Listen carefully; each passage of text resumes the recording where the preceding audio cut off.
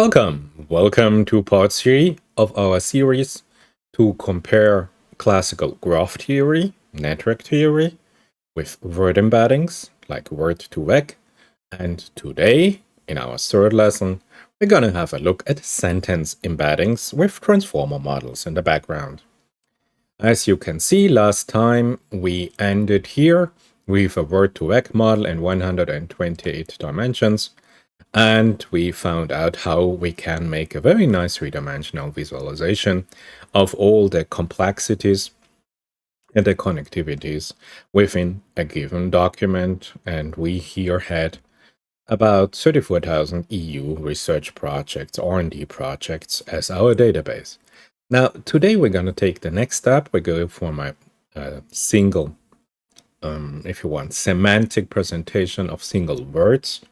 We now jump definitely to a transformer-based sentence embedding. And I've chosen here the denoising autoencoder from SBERT. You can find here all the references. We're going to choose a specific model from HuggingFace, and I'm going to show you how I decide which model I'm going to choose. As you can see here, I've chosen Sentence Transformer Paraphrase Mini LM L12. And if you want to know why, I would recommend this link to you, because if you click here, you have here now a performance metric of all the different models. So I'm looking especially for a clustering algorithm. And here you see that the best clustering performance would be given by a Paraphrase MPNet model. And the model I've chosen is here. But you see, compared to, let's say, 47% to 53%, this is quite a significant difference. But for demonstration purposes, I want to go here with a speed of 4,000 compared to a speed of 2,800. And you may say, hey, why? CPU resources on Google Colab are free? Well, I exceeded my quota, so I have to run this on my little machine, my little window PC at home. And as you can see here, right next to the matrix here, my CPU, it's a 6-core, 12-thread CPU, is currently running at 55%. And my memory sometimes peaks out at about 14, 15 gigabytes, but no problem at all from a memory standpoint of view for the CPU. So if we go back now to our model, you see I've chosen here the Paraphrase Mini LML12 model. And if you want to find out about the exact wording, just go over to HuggingFace, look at the models, and you will see, for example, what changed is now. In the old times, it was Paraphrase Mini LML12 just, and now we have a new disclaimer, if you want, sentence transformer. It goes now in front of this. I have all and everything that changed from last time. You're already familiar with this. We're operating in PyTorch. We load our sentence transformer, we load our models, our utility function, datasets, evaluation losses. We have a word embedding model, HuggingFace transformers, of course. We choose a very simple pooling model. And in the end, we end up with a word embedding model and a pooling model. I loaded my sentences, I have my train datasets and my train data loader, and I define my train loss here with a denoising autoencoder that's already given if you download the models from HuggingFace. You can see the model here in particular takes a little bit of time if you download 134 megabytes, but no problem at all. You got a little bit of warning, no problem at all. And then here you can see this is the job that's currently running here. And I have a number of epochs 5. I have a model output path where I store my model if I want to come back later. But since we are just for demonstration purposes, should not be critical. I have my warm-up steps, my logging information, and my model here. I have my train data loader and my train loss defined. My number of epochs is 5. Steps of epoch is equal to the data loader size. I have a weight decay function with a schedule, a warm-up linear function that's given. Some warm-up steps, optimizer parameter, and you can define the number of checkpoints you want to save, this number of steps, show the progress bar, as you can see down, and you have an output path where you store all your progress of your model. As you're familiar, this is now an unsupervised learning that we have here, and only the sentences I provided the system as a data set, only those sentences now serve as the learning set. And as you can see here, from my 5 epochs, I have finished epoch number 1, iteration number 1, and here in the green, you see it took me about 17 minutes to run one epoch, one iteration completely, one cycle. And now we have to wait about an hour and something, because unfortunately my Colab free quotas are already full, so therefore a local machine. And as you can check out later when we do some clustering and dimensionality reduction, you have the pleasure of seeing here my performance on my PC, and should be no problem with your PC at home. I suppose we're not gonna peak about 18 gigabyte or 20 gigabytes for your memory if you have this sentence configuration that we have. So I suppose we just wait for these code sequences to execute, and I will be back with you in a second. And we are back in real time, and as you can see, it is just seconds before we finish our 5th epoch. Everything green, green, green, green, beautiful. And then it's another 40 seconds, and then this will be done. So what we have now is that we have now a pre-trained model that we took, and we trained it in an unsupervised mode, unsupervised learning, just given the sentences from the dataset. And the next step is, of course, to encode the model. So what we say, okay, model encode. You would not believe this, you wouldn't. And I have chosen a batch size of 256. Let's have a look if memory is okay, CPU is okay, looks good. Progress bar, yes, we want to see how it progresses. The normalize embedding is false. Otherwise, we could do a dot scoring with the utility, but this is just and another 4 minutes and 35 seconds. Heaven's sake. Okay. So you gonna enjoy. Oh, it's just another 2 minutes. So come on. Come on. So guide you through the next step. This will encode, this will calculate the embeddings, encode the model, and we get an embedding. An embedding for all our sentences. For each and every sentence, we have an embedding. You could then have a look at the dimensionality and so on. You could save it. You could load some pre-trained models you have trained on Colab or whatsoever. But what we are gonna do, and as you can see, we are close to 85%. Yes, so let's have a look at the next one. And it's done. So we have 3,280 sentences. We have a dimensionality of 384, and everything is fine. So next step is, of course, UMAP. Again, we check, we have our sentence structure and our dimensionality, our embedding per single sentence. So you know about UMAP. I told you there's a special video about UMAP and DenseMap and all those great things that you can do with this. We are gonna use today UMAP. I've chosen now a neighbor size, my epsilon environment of 12. I'm gonna calculate it in a 12-dimensional space. I'm gonna use 5,000 epochs for the calculation. And before I go on and tell you about this, we just start the code sequence, and here we go. What we should come up with is also a 12-dimensional embedding, and always good to have a look at it. So now 5,000 epochs takes some time. You can see this little spike on a CPU, 81%, CPU 80%. This means from my 12 threads, 81% are working, actually working. This is beautiful. 2,500, 3,000 epochs, come on. Yes, next step, of course, you can save it or whatever you want to do with it. But we have just demonstration purposes. So the next step we are gonna do is Yes, have a look at it. 3,280 sentences in a 12-dimensional configuration coordinate system. So, and here you have the 12 coordinates for each and every sentence, and we have 3,280 of them. What we do now is clustering. This is the main part. This is why we've chosen the BERT algorithm, or BERT-based algorithm, the transformer model, to have a good result in clustering. So I would say, let's go on, let's do some clustering. And as you can see, heaven's sake, no. There's so many clusters where they say a -1, so I cannot find a cluster, so we have to adjust our cluster parameter. So let's see what happens if I change the cluster size, they reduce the minimum cluster size.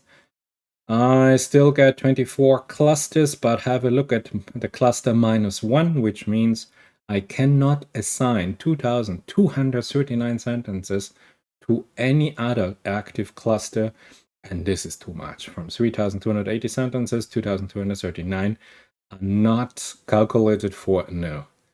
There is a problem, and we are gonna not accept this because, no, there has to be a better way. So hold on a sec, I have to check the system. I will be back with you in a minute. And I found a mistake, as you can see in the calculation of my UMAP embedding. I had dense map activated with a specific set of parameters for a lambda and a fractional coefficient. So I have now deactivated dense map. So this means we go from dense map back to UMAP as originally wanted. And we have to run the whole clustering algorithm again. Sorry for the delay. This is if I do not carefully check my parameters. So, but now here we go. Again, check that it is a 12-dimensional system, a topological space we're operating in. And we go back now to our cluster algorithm and let's see what happens. Yes, now is the result. Now, UMAP, what a beautiful algorithm, UMAP. We have from our 3,280 sentences, now we have just an amount of 847 sentences that are not within those 60 clusters, active clusters. You see here the top clusters, top 20, top 19 clusters. So this is a little bit too much. I just want about 20 clusters. So if I'm gonna say minimum cluster size, still not enough. Okay. 33 clusters is definitely too much. 20 clusters. Okay, 20 clusters is fine.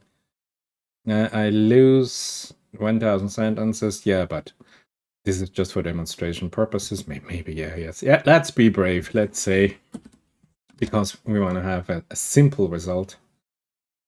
That, yes, this is a nice dominant cluster, 200 sentences, 200 sentences, 200 sentences, 200 sentences. This looks good. This is it. Visualization, 3D, UMAP neighbors. In 3D, the neighbors are 3, the component is 3, dense map is deactivated, minimal distance is .01, the spread is 2, low memory is false, number of epochs just for 3-dimensional 2500, learning rate 1, target metric is Euclidean, the connectivity is 2, we have a cosine. Yes, this looks good. UMAP neighbors should be defined from above. And we are good to go. Beautiful.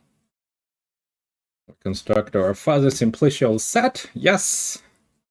We do construct the topological space from simplicials. This is beautiful. I love UMAP. And then we go on and we assign labels, the cluster labels to each and every sentence so that we know exactly where each cluster belongs to. We do not have to run this. I have already a specific video on this, the diagrams. Yes, we can have a look at diagrams. Just have a look at it. Another time we see 991 sentences are not allocated. And here is the active cluster distribution. This looks nice. And yes, Nice, nice, nice. Heaven's sake, the top wording. We're just interested in the top words. We merged some panda. I've shown you already in the last video what's the algorithm behind this. Now I just can run through the document. And I have now here the top wording per cluster. Heaven's sake. Longer than I thought. Yes, finally, here the presentation. Here the diagrams. So now we're going to see. This is a smart check if you want. What diagrams do we have in those sentences? We have urban areas, the smart city, urban mobility, urban environment, sustainable urban air, urban environment, urban transport, climate change, air pollution, urban centers, urban water, urban governance, European city, city logistics, urban health. This looks good. So yes, we are on the right track. We can do this also not only for bigrams, but for trigrams. Urban mobility, okay, free city logistics, urban, yes. And now finally, yes, Plotly, please, a 3D presentation. Come on, help me. I need to see my cluster structure. Heaven's sake.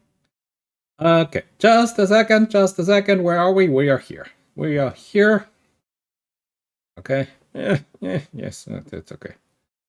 So this is my cluster that we are looking at. This is the data set, and I have to say yes. Yeah, not bad, yeah. So I would say the point cloud here in a non-Euclidean space has been very nicely mapped to a three-dimensional cluster representation. You see here the different, each dot is a sentence, by the way. And we have here a color encoding for the cluster. Noise, we can deactivate noise, but just activate noise to have a check. Maybe there could have been a cluster here. If we would fine-tune the cluster parameters, maybe here we'll find another cluster. But yeah, we have enough clusters, no problem at all. The distribution is very nice. We cover our manifold in whatever dimensions we have. And now let's look at the result, because this is the result why we have done all of this. To find the dominant bigrams and dominant trigrams in each cluster, and the cluster consists of sentences. So what are the topics within each cluster? We have social cohesion, urban space, urban settings, urban spaces, plural, looks good. Climate change, air pollution, water, air quality, urban air pollution, yes. Waste, urban wastewater, wastewater treatment, bio-waste, bio-solid waste, electromobility urban transport, a trigram, very nice trigrams, the smart city data, urban transport, critical city infrastructures, yes, heating, cooling cluster, the mobility, the logistics cluster, the freight cluster, here. Oops, yes, you can activate and deactivate it. If, for example, you want to have a look at where is the urban air cluster, and you have it here. Now remember that BERT and whatsoever is done of word pieces. So sometimes you have multiple assignments. You might wonder, hey, air, I already had air over there. Yes, but it's a BERT model. So there's not a singular assignment to a cluster given the methodology of the transformer model. Urban areas, wild nature, urban agriculture, regeneration, resilience, science city researchers night. I see science education, city science, city campus, urban university, space. Wow, Bronze Age. This is interesting. Urban history, Ottoman Empire, ancient cities. Okay, we have a historical cluster here. And then, of course, data-focused smart city, Internet of Things, urban data, city data, smart city, smart IoT devices, data analytics. Yes, energy, mobility, ICT, energy, mobility, sustainable cities, urban transformation, ICT sector, smart urban. So we get a quite nice idea. Let's say 20 clusters we have here. What is the topic? And you remember the data set. 34,000 R&D projects where I found all the sentences that have some keywords. In my case, the keywords were city and urban. I extracted those sentences. And from those more than 3,000 sentences, we performed a sentence transformation, a sentence embedding. We done some unsupervised learning. We reduced dimensionality. We applied a cluster algorithm. And we had a look at the dominant semantic terms in terms of bigrams and trigrams. And this is the result. And this will end video number 3. And you can see here now that the result here, based on a sentence level, looks quite different and gives you quite some different insight than the other two methodologies. Thank you, and I see you next time.